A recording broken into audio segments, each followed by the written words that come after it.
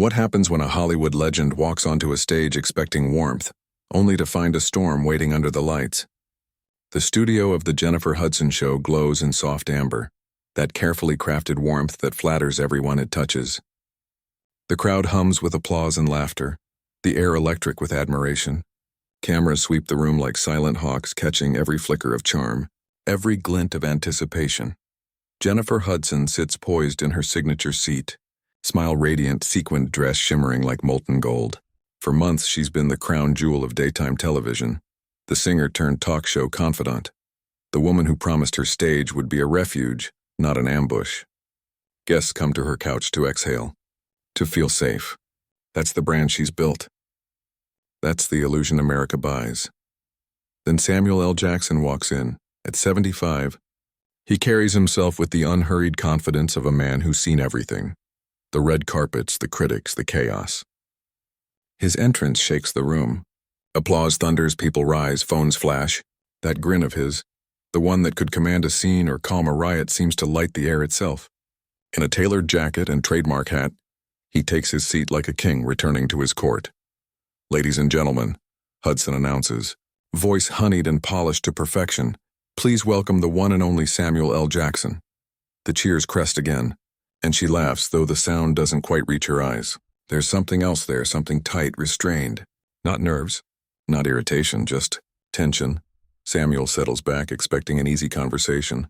He's done this dance 1,000 times, late-night banter, press junkets, the works. This will be no different, he thinks.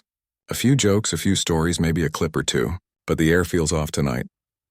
"Thank you so much for being here, Samuel," Hudson begins, her voice perfectly warm, but a shade too measured. "I have to say," she pauses, smiling just long enough for the cameras to lean in, "you look fantastic for someone your age." Laughter ripples uncertainly through the crowd. Compliment or jab? No one's quite sure. The words hang there, sweet on the surface, sharp underneath. Samuel's smile falters for half a breath before he recovers. Ever the pro. "Well, Jennifer," he says, that gravelly humor gliding through his tone, 75 is the new 55, right?" The audience chuckles again, grateful for his grace. But Hudson doesn't laugh. Her head tilts slightly. The cameras miss the narrowing of her eyes, the way her fingers tighten together. "Right," she says, the word clipped. "The new 55. A stillness slides into the room. The laughter dies too quickly. In the control booth, someone glances nervously at the floor manager. Something's off. Samuel keeps his composure. "You know, I'm just grateful to still be doing what I love," he says easily. "Working, creating, staying busy?" Hudson nods, but her smile feels colder now. More strategy than sincerity. "Of course," she replies smoothly. "You've certainly stayed busy." The audience doesn't catch it, still basking in the glow of a legend. But the crew feels it, that faint vibration before a fault line breaks. Samuel shifts in his seat, still unaware that the real conversation hasn't even begun. "It's been a great ride," he says. "I'm lucky to still be here doing what I love." Hudson leans in again, subtle, almost imperceptible. A movement that looks curious on camera but feels predatory up close. "That's wonderful," she says softly. "Truly, it's not every day we see someone your age still thriving." The words drip like honey, but taste like poison. Samuel laughs again, polite, distant, a sound meant to keep the peace. But somewhere deep in the studio, something has already shifted. "Well, I try," he says. The audience claps, reflexively, politely, but the rhythm feels wrong. The warmth that usually defines the Jennifer Hudson Show has cooled almost imperceptibly, like a breeze turning before a storm. Hudson's eyes linger on Samuel a moment too long, her smile stretched just a fraction too wide. The lights glint off her face, still golden. But there's something sharper beneath the glow, something waiting to cut through the illusion of friendliness. The conversation moves on, but the tone has already shifted. The charm, the comfort, the promise of safety, it all feels fragile now, like glass under pressure. Beneath the hum of applause and rehearsed laughter, every instinct in the room senses the truth. The storm has already begun. The laughter fades too quickly, leaving behind an uneasy silence. The lights feel too bright, the smiles too rigid, and every sound, the shuffle of shoes, the faint camera whir, a nervous cough in the front row, lands louder than it should. Jennifer adjusts the cue cards on her lap, her movements precise. deliberate. Samuel waits patiently, hands folded, calm and grounded, the kind of poise earned over decades in the spotlight. Then Hudson leans forward. The warmth is gone. What replaces it is smooth, cool, deliberate. "Let's talk about your recent projects," she says, her tone sweet but edged. "You've been in this business for so long, Samuel." Some might say, too long. The words drift across the stage like a chill. The audience doesn't laugh this time. A ripple of confusion moves through the crowd, fans shifting, uncertain whether to smile or wince. Samuel blinks once, steady. He's heard every kind of question in his career, probing, critical, even cruel. But something about her tone lands differently. It's not curiosity, it's challenge. "Well, Jennifer," he replies evenly, a controlled smile curving his lips, "I think longevity in this business is something to be proud of. There's room for everyone, don't you think?" Hudson doesn't soften. Her eyes narrow slightly, the way a marksman might focus before a shot. "Maybe," she says lightly, tapping her cue cards against her knee. "But do you ever think about stepping aside? Letting younger talent have the spotlight you've held onto for so long?" The line lands like a slap. The studio goes silent. The hum of the stage lights presses against the quiet. Samuel doesn't move. His face remains composed, but there's a flicker in his eyes, disbelief, not anger. The kind of disbelief that comes from realizing the rules have changed mid-conversation. Around them, the audience shifts. A few coughs, a few darting glances. Everyone feels the tension, but no one dares break it. Samuel draws a breath, voice steady. "I think there's always space for new voices," he says. "But experience has value too. It's not a competition, it's a continuum. It's a graceful answer. Maybe too graceful." Hudson tilts her head, almost amused. "Experience," she repeats, tasting the word like she's not sure she believes in it. "Sure, but relevance, that's another thing entirely, isn't it?" The air tightens. A camera operator glances toward the control booth, waiting for the signal to cut to commercial, but it never comes. This isn't the Jennifer Hudson her audience knows. This isn't the warm, soulful host who sings with her guests and makes them cry happy tears. This is someone else. Samuel straightens, not defensive, but alert now. "I suppose that depends on how you define relevance," he says carefully. "I keep working because people still want to work with me. Because audiences still show up." Hudson smiles, but it's brittle, stretched thin. "Or maybe," she says softly, "they just don't have anyone new to take your place yet." The air changes. A murmur rolls through the crowd, low and uneasy. Someone coughs. Someone else shifts in their seat. The easy charm that once defined Hudson's show is gone, evaporated, replaced by something raw and unfamiliar. Samuel's gaze meets hers. "Not angry. Just steady searching, is that what you think?" he asks quietly. "That I'm just in the way?" Hudson shrugs, feigning nonchalance. "I think Hollywood has a bad habit of clinging to its past," she says. "Sometimes it's better to make room for what's next." He nods slowly, a faint shadow of sadness flickering across his face. "I've always believed there's room for everyone," he says quietly. "Young, old, new, seasoned. That's how the industry grows. Together." For a brief moment, the sincerity in his tone cuts through the chill. The audience seems to lean forward, almost relieved, reaching for the warmth they remember. But Hudson doesn't let it linger. She sits back, crosses her legs, and says evenly, "Or maybe it's just time for the old guard to step aside. There it is, the strike. Clean, deliberate." Samuel exhales, a soft, weary sound that carries 50 years of spotlight and scrutiny. He doesn't respond right away. He doesn't have to. The silence that follows speaks louder than words. The applause sign stays dark. The crew doesn't move. Even the cameras hesitate, as if the machinery itself senses a line has been crossed. The Jennifer Hudson show has always been about warmth, celebration, safety, connection.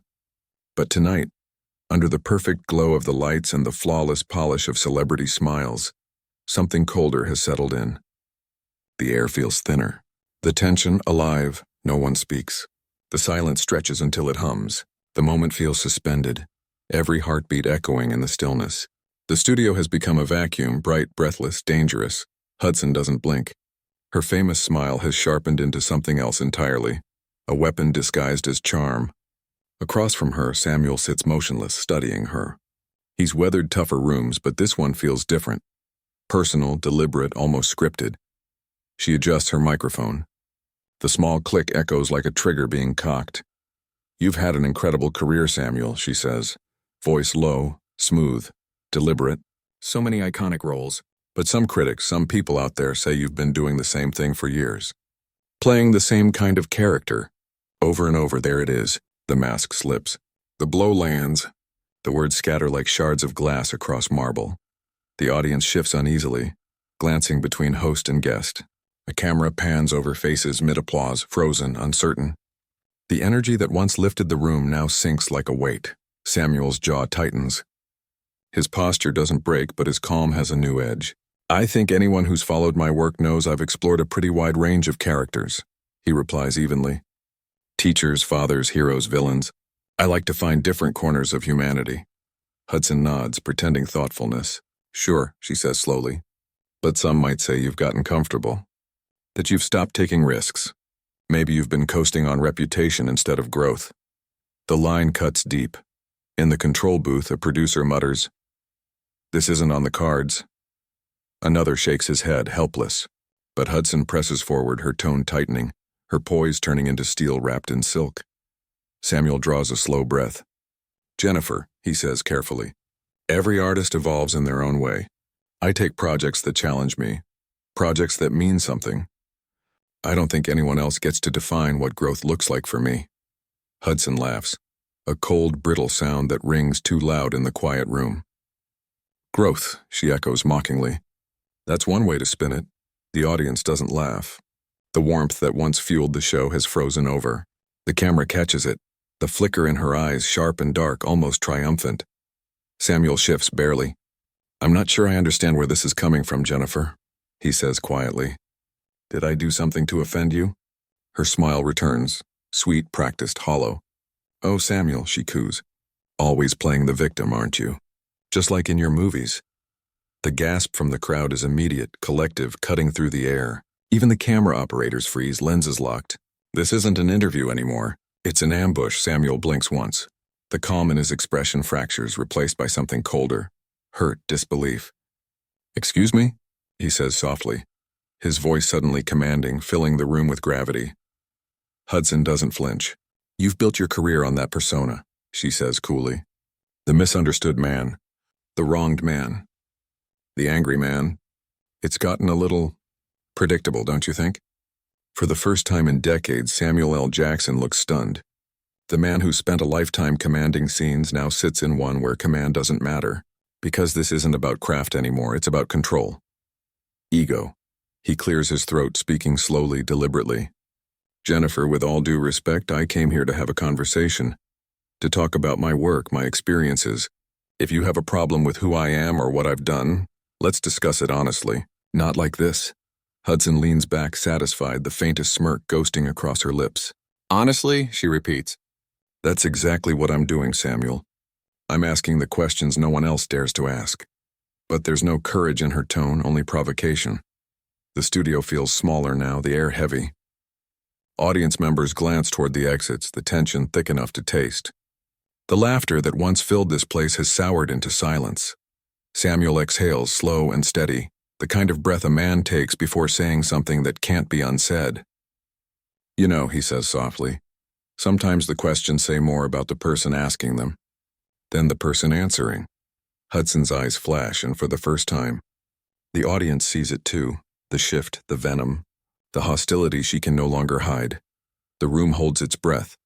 The masks have fallen, and what was once a talk show has quietly transformed into a battlefield. Jennifer Hudson sits a little straighter in her chair now. The warmth is gone, the friendliness stripped away. What replaces it is colder, sharper, a prosecutor wearing a performer's smile. Samuel L. Jackson stays composed, but there's tension in his jaw, a tightness in the way his hands lace together, as if he's bracing himself against the storm gathering across from him. Hudson flips through her cue cards, though she doesn't seem to need them. "You talk a lot about your experience," she begins, her tone dipped in something that sounds almost like mockery. "About how long you've been in this business. But do you ever stop to think that maybe your presence is keeping others from getting their shot? That maybe it's time to step back and let someone new take your place?" A ripple moves through the audience, uneasy laughter that fades quickly once they realize she isn't joking. Samuel doesn't answer right away. He looks at her, calm but visibly taken aback. "I think there's room for everyone," he says evenly. "I've mentored plenty of young actors over the years. I've always believed success doesn't have to be a zero-sum game." Hudson cuts in before he can continue. "Mentored?" she repeats, almost laughing. "Or controlled? There's a big difference between helping people and making sure they never surpass you." A hush falls again. The admiration that once filled the room has vanished, replaced by disbelief. Samuel exhales slowly, voice still steady. "Jennifer, I've helped open doors for young talent. I've used my platform to support new voices, not silence them." She leans forward, eyes hard as glass. "That's one way to tell it," she says. "But let's be honest. Hollywood's always had an old boys club, hasn't it? Maybe that's the real reason you're still working after all these years." The words hit with surgical precision. Gasps ripple through the crowd. The camera pans across stunned faces, some confused, others angry. This isn't what they came to see. For the first time, Samuel's composure wavers. He straightens, his voice lower now, measured but heavy with authority. "With all due respect, that's not only wrong, it's offensive. I've been speaking out about equality in this industry for decades. I was pushing for diversity before it became fashionable. To accuse me of being part of the problem shows you haven't done your homework." Hudson smirks, dismissive. "Homework?" she echoes. "I don't need homework to see what's right in front of me, Samuel. You're part of an era that refuses to move on. It's no longer a question, it's an accusation." In the control room, chaos. Producers gesturing wildly, engineers whispering. "Cut to break," someone mouths. But no one moves. No one dares interrupt what's unfolding live. Samuel shakes his head. "You invited me here to talk about my work," he says. "Not to insult my career. If you have a personal issue with me, maybe we can discuss it off camera." Hudson's laugh is short, sharp, almost cruel. "Off camera? Why? So you can control the narrative? That's what people like you do. You hide behind charm and reputation."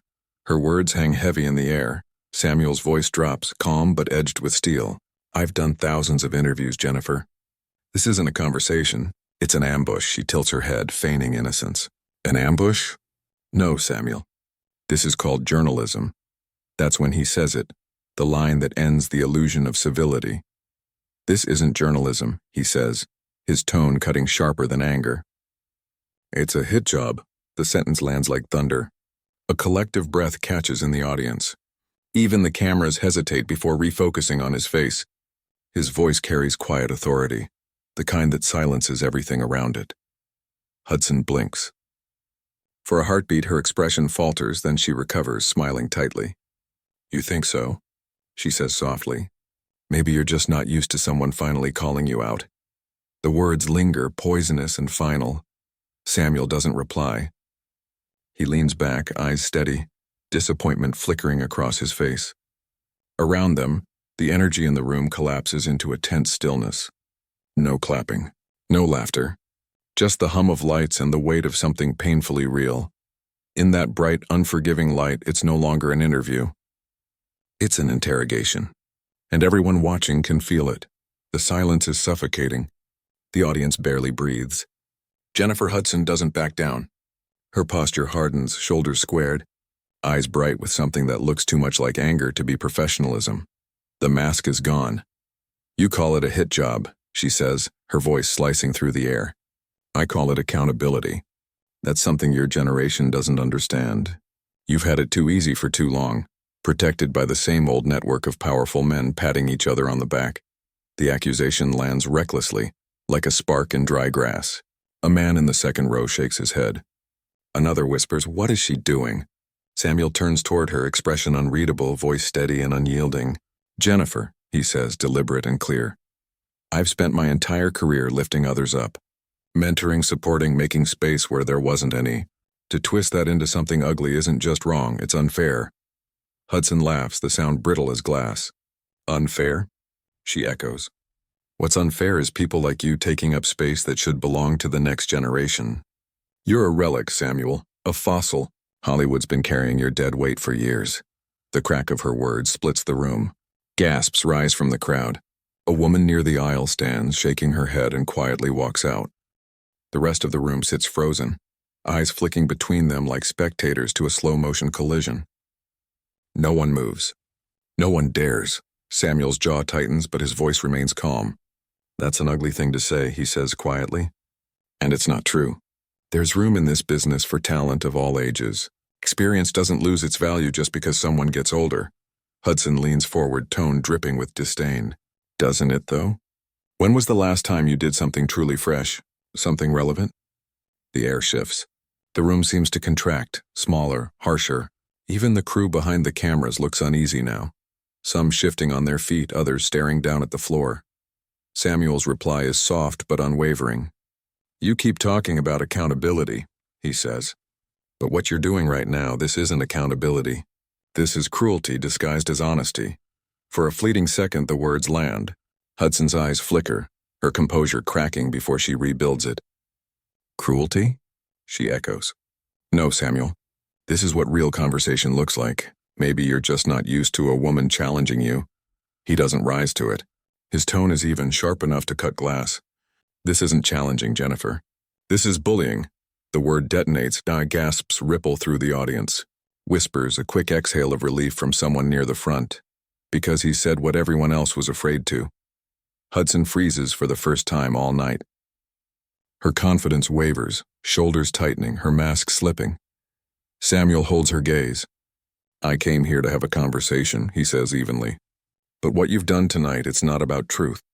It's about ego, about power. And the saddest part is that you're wasting your platform on this instead of using it to lift others up. The audience begins to clap, tentative, hesitant, but real. The sound builds softly, echoing with quiet solidarity. Hudson's smile falters. Her fingers crush the cue cards in her hand until they bend. The dominance she's been building crumbles visibly piece by piece. For the first time, the power in the room shifts, not through anger, but through dignity. Samuel L. Jackson doesn't raise his voice, doesn't retaliate. He simply speaks the truth. And in that moment, the truth is louder than any accusation. Time seems to hold its breath. The air feels thick enough to choke on. Jennifer Hudson sits motionless, her confidence cracked but not yet shattered. The word bullying still hangs in the space, heavy, irreversible. Even the cameras seem hesitant now, capturing every flicker of emotion like silent witnesses to a fall from grace. Samuel doesn't move at first. Then slowly he sits back, his calm radiating more authority than any outburst could. 20 minutes of tension crest into one clear moment of realization.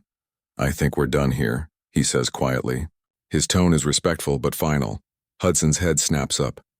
Done? She repeats, feigning surprise though her voice trembles. You're walking out? That's what your generation does, right? When things get uncomfortable, you just leave instead of facing accountability. The crowd murmurs, disbelief rippling through the studio. Some of the camera crew exchange uneasy glances, unsure whether to keep rolling. But Samuel doesn't flinch. He unfolds his hands, adjusts his jacket with deliberate care, and stands. The simple act shifts the entire room's gravity. He's not storming out, he's reclaiming his dignity. He looks down at her, the lights haloing his expression in quiet steel. Accountability, he repeats softly. Is that what you call this?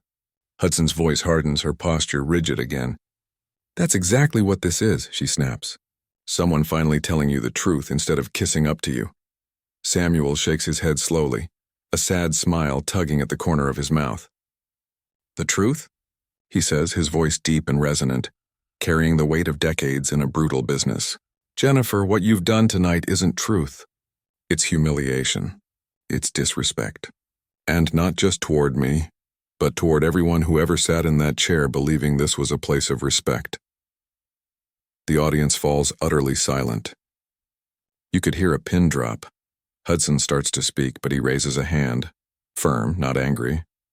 I've been in this industry for 50 years, he continues. I've worked with legends. I've worked with newcomers. I've been challenged, criticized, and questioned in every way possible. But never, not once, have I been treated like this. Hudson lets out a brittle laugh. You're being dramatic, she says. This is how real interviews work now. Samuel's reply cuts through the air like calm thunder. No, he says. This isn't how real interviews work. Real interviews are built on respect, on curiosity, on conversation. What you've done here, this is spectacle. And when people look back on it, they won't remember your questions. They'll remember how you treated another human being. The words land harder than any outburst could. Even Hudson flinches, her face faltering before she catches herself. A reverent silence spreads through the audience, heavy with the weight of what's been said. Samuel adjusts his sleeve, every motion deliberate, graceful. "I came here out of respect," he says quietly. "But I won't stay in a place where respect doesn't live." Hudson opens her mouth, but no words come. The cue cards tremble in her hands. The cameras stay fixed on him as he steps away from the chair, each footstep echoing in the hushed studio. At the edge of the stage, he pauses, turns slightly, and meets her eyes one last time. "Take care, Jennifer," he says softly, steady, unshakable. "And I hope someday you understand what that word really means." Then he walks off, not with fury, not with bitterness, but with the quiet, devastating power of someone who knows exactly who he is. He leaves not in anger, but with the quiet power of someone who refuses to be broken. Behind him, the audience sits frozen, the weight of what's just happened pressing down like gravity. The applause sign never lights. The only sound left is the soft hum of the studio lights and the slow, settling silence that follows something irreversible. The door at the edge of the stage closes softly behind him, but the sound lands like a gunshot. No one moves. Faces are pale under the glare, eyes wide and unblinking. For the first time all night, the energy is gone. Not anger, not tension, just a hollow quiet, the kind that follows when something sacred has been shattered. Jennifer Hudson doesn't speak. She sits alone, still in her chair, staring at the space Samuel L. Jackson has left behind. His seat glows under the spotlight, untouched, abandoned, too loud in its emptiness. The cameras keep rolling, capturing every second of her silence, every twitch of emotion across her face. Her breathing is shallow. Her hands clutch the cue cards so tightly they bend and dampen in her grip. No one knows what to do. The floor manager gestures weakly toward the control booth. The director's voice crackles in the headset, hesitant. "Do we cut to commercial?" But no one moves. The studio has been caught in orbit around the moment, suspended in disbelief. Hudson's composure begins to fray under the lights. The poise that once defined her melts away, replaced by something raw and uncertain. She opens her mouth as if to speak, to reclaim control, to soften what's just unfolded, but no words come. She just sits there, blinking, as if the stage she built has turned against her. The audience begins to stir. Not applause, whispers. A few people rise quietly. Others look at her with disbelief, pity, disapproval. "That wasn't right," a woman in the front row mutters. "He didn't deserve that," a man farther back adds softly. The murmurs spread, low and steady like a tide. Hudson glances toward the crowd, but there's no saving it. The warmth that once defined her stage is gone. The show's glow, its reputation for empathy, has curdled into something cold and brittle. Her image, her promise, all of it seems to fracture beneath the harsh light. Finally, in the control booth, someone makes the call. The red camera light fades to black, ending the broadcast. But the silence doesn't lift. It lingers, thick and unforgiving. Hudson exhales shakily, eyes downcast, the reflection of the empty chair flickering in her gaze. Out in the hallway, Samuel L. Jackson walks toward the exit. No entourage, no theatrics. Just the quiet, steady rhythm of his footsteps on polished floors. Crew members step aside, eyes lowered in quiet respect. The man who was ambushed on live television leaves with his dignity intact, his composure untouched. The headlines will come within hours. The clips will go viral, dissected and replayed 1,000 times. But the image that will endure is simpler, quieter. A man walking away from cruelty without bending to it. Back on stage, Jennifer Hudson remains alone beneath the lights. The empty chair across from her stands like a monument to what was lost. The warmth that once felt safe now burns too bright, too revealing. And as the last of the audience slips out, the studio falls into total silence until only one thing remains. The echo of Samuel's final words, soft and steady, impossible to forget. "They'll remember how you treated another human being."